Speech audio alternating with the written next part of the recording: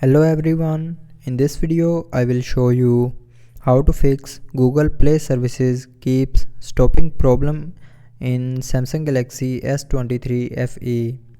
So before starting the video, don't forget to subscribe the channel and also press the bell icon.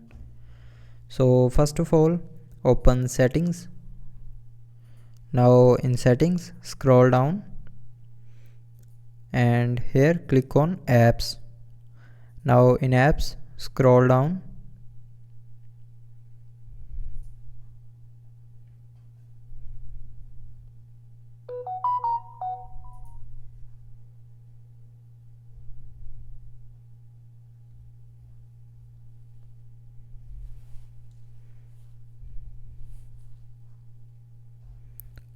and here open Google Play Store.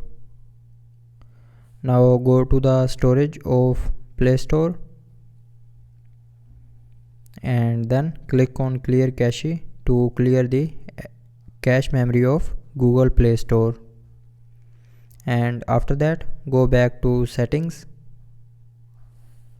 Now in settings, scroll down and click on general management, and here scroll down and click on reset.